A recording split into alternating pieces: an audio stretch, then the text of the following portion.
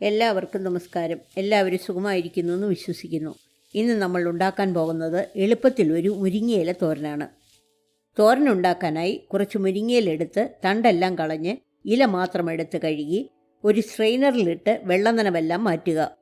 4-5 പിടി മുരിങ്ങയിലയാണ് ഞാൻ എടുത്തിട്ടുള്ളത്. ഇനി തോരൻ ഉണ്ടാക്കാനായി ഒരു പാൻ ഗ്യാസിൽ വെച്ച് 1 ടേബിൾ സ്പൂൺ വെളിച്ചെണ്ണ ഒഴിച്ച് ചൂടാക്കി 1/2 ടീസ്പൂൺ കടുകിട്ട് പൊട്ടിക്കുക. പിന്നെ 3 വറ്റൽമുളക്, 3 വെളുത്തുള്ളി അല്ലി അരിഞ്ഞത്, 3 പച്ചമുളക് അരിഞ്ഞത് ഇത്രയും ഇട്ട് ഏതാനും സെക്കൻഡ് മൂപ്പിക്കുക.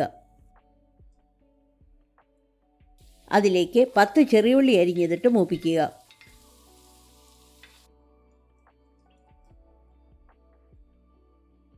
ഉള്ളിയുടെ നിറം മാറാൻ തുടങ്ങുമ്പോൾ 1/2 ടീസ്പൂൺ ഉപ്പ്, 1/2 teaspoon Kashmiri chilli powder, 1/2 teaspoon മഞ്ഞൾപ്പൊടി ഇത്രയും ഇട്ട് ഏതാനും സെക്കൻഡ് മൂപ്പിക്കുക.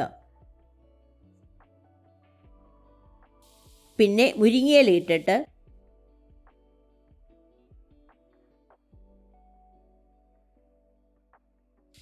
ഒരു കപ്പ് തേങ്ങ ചിരിയത് ചേർത്ത് നന്നായിട്ടിളക്കി അടച്ചു വെച്ച് 2 മിനിറ്റ് ആവിയിൽ വേവിക്കുക.